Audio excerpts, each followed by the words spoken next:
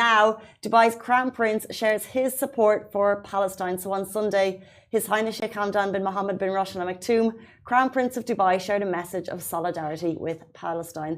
His post followed President Sheikh Mohammed's plea for an immediate ceasefire in Gaza.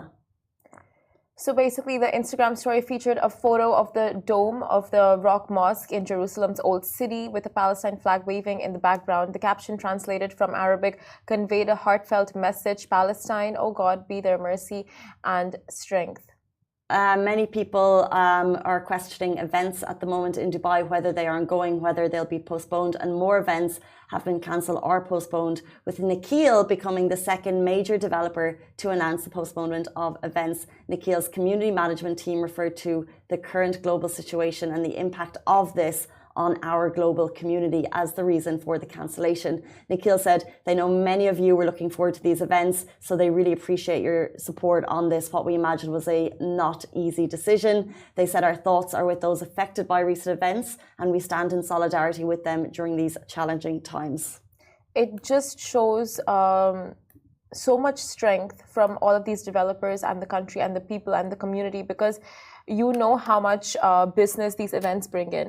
And we spoke about this yesterday as well. And then the decision to stop it just to stand in solidarity with what's going on and the people suffering at these times, it's a massive move. And speaking of which, with what is going on, there is an outcry from the general public to stop regional conflicts as they call for peace, because war is not a joke. And amid escalating tensions in West Asia due to the ongoing Israel-Gaza conflict, the deployment of 6 Chinese warships to the region has raised concerns and ignited a strong public outcry for peace.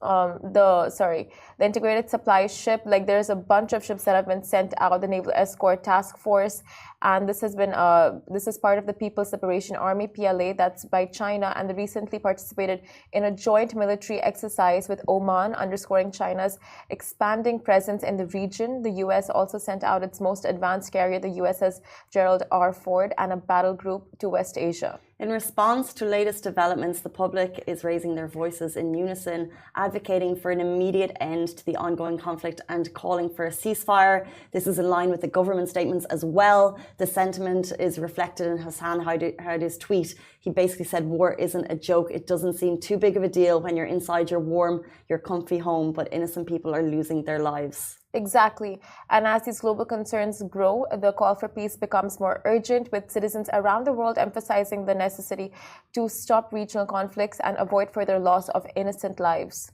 It's worth noting the UAE's stance on this and their major efforts to promote peace during this trying time. Dr. Anwar Gargash, who is the diplomatic advisor to the president, he went to Twitter and he shared his stance on the developments. He said the diplomatic endeavours of the UAE, along with the bridges of goodwill and messages of solidarity, offer solace and relief. These efforts arise from the heart of our national and humanitarian approach.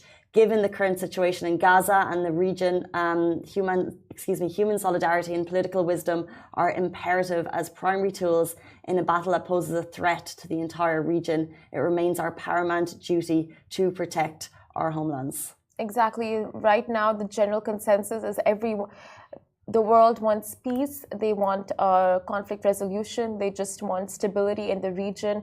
They want communities to thrive, people to thrive, and no loss of innocent lives. That is basically the outcry from all over the world. So true. And I think what you said about the beginning about events, it is a strength move to cancel events. You know, we are a thriving economy, and we know that the city, has put so much effort into tourism things. So to actually, for the major developers to say, look, we're actually stopping and taking a stance and saying we're not going to host things at the moment, to recognize what a difficult time this is for everyone as a global community, then I think you're right. It is actually a power move to say no at the moment. Exactly. And the UAE always sets the bar for such things.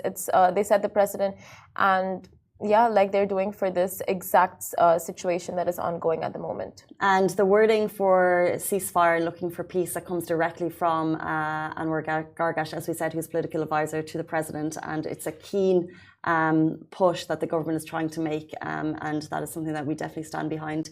Moving on to our next story.